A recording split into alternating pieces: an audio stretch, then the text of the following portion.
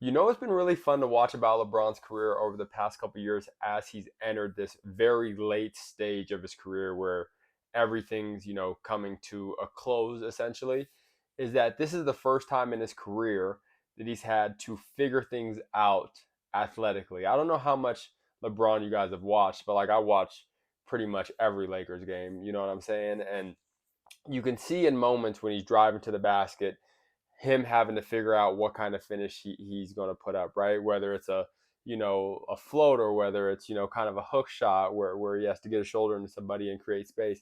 All plays, by the way, that if he was 10 years younger, he's putting it on somebody's head. You know what I'm saying? Whereas now it's not as certain, right? He doesn't have the same lift.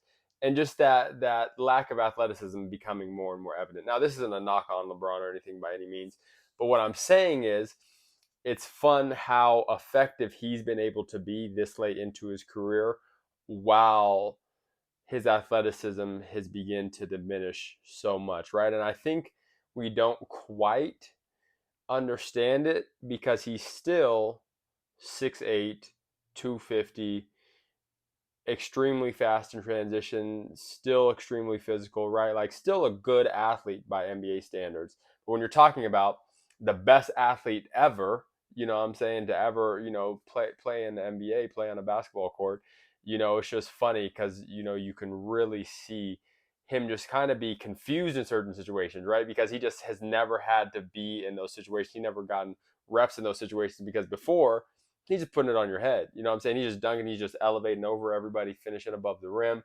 Um, and now he just can't do that. There was a game, it was before the two Memphis games. I can't remember. I think it was in the Detroit game, if I'm correct, where he was driving to the lane and he had a pretty open lane. But as you know, NBA players can cover distance fast. And someone came to contest his layup, and he had to kind of throw up like a left hand hook shot. Now, this is the layup that I've had to perfect because I'm not athletic at all, right? So I'm used to getting into somebody's body, not elevating, kind of extending out here, finishing, with kind of a hook shot. But he had to throw that up, and I know in his head he was just like, man, you know what I'm saying? I know he was just like, dude, I would have. And I'm sure as he's going through these games as well, there's probably so many moments where he's just like, damn, I would have put, you know what I'm saying? Like, if this was 10 years, if this was 10 years ago with the spacing that we have today, like, imagine what I would have been doing to the league. And this is something that I know I'm kind of rambling now, but this is something that I've thought about a lot. Like, the past few years from like 2022 to 2024 when Denver was consistently knocking the Lakers out of the playoffs, right? And they just had our numbers. I would always think, what would that series look like if LeBron was in his prime? What would this league look like if LeBron was in his prime? The I think the gap would be pretty large between him and his peers, right? With the amount of spacing that you have in today's game, with how analytical the game has become and how good coaches are at maxing their star players. I think that's something that goes underappreciated. But coaching staffs now are so good at maximizing these star players, putting them in spots to succeed because there's so much space. That's largely why we're seeing the efficiency spike so dramatically, right? When you're seeing guys shoot, 67% true shooting and all this sort of stuff, have crazy, PRAs and PERs and all this sort of stuff, all these statistics just be so dramatic and gap, previous errors because largely the coaching, because largely the systems, the shot making, the spacing. Like, just imagine if you put LeBron in this spacing, right? Like, imagine if he had a team around him like a Detroit who just has so many dogs defensively and some good 3-point shooters, and OKC around him.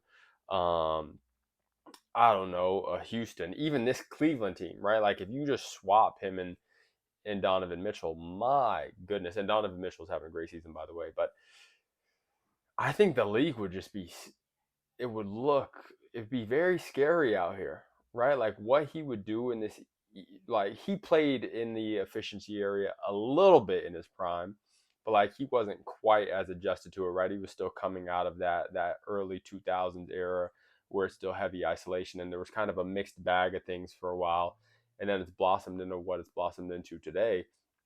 But my goodness, when I think about what a prime LeBron would do right now in this league, and I'm not saying he would average 40 or anything like that, but just the level of efficiency that he would have, his shot making around the basket would look like Shaq or something like that. Like, I think he would literally shoot like 75% around the rim just because you have one guy on you. Sure, there's help side defenders at the rim, but if you send over too much help, it's a kick out three every time, right? Like just the reads that he would be able to make, the way he would be able to dissect a defense, how athletic he was. Oh man, I just think there'd be a big gap between him and his peers at this point. Not saying Joker, not saying Giannis still wouldn't be great and still wouldn't be, you know, three of the, they'd probably be the three best players in the NBA, at this current point. But I just don't know if those guys would have enough to see a prime LeBron. But tell me if I'm tripping. Tell me if Joker, offensively has enough, you know, his IQ is enough to elevate him to that level. Tell me if Giannis's physicality is enough to match up there. To be honest with you, I just think LeBron would just run the league right now. And if you put a competent roster behind him, I think with the amount of spacing here and how freakishly athletic he was and how good he was at getting downhill, like Giannis is physical. Giannis is good at getting downhill, right? But he's not as nimble as LeBron was, right? He's not as nimble and he's not as good of a facilitator as LeBron was, right? But LeBron is pretty much in his prime, just as physically dominating, especially in transition, especially when he gets a full head of steam as Giannis was. So I just think about that. I'm like, damn, you know what I'm saying? And this isn't me making excuses for anything for the Lakers or nothing. I just think it would be really fun to watch a guy like LeBron in his prime playing in this sort of space. And I feel the same way about other guys like Kobe, like Mike and stuff, just to see, what they would do to the league. And I think they all would do pretty well. But let me know what you guys think. Peace.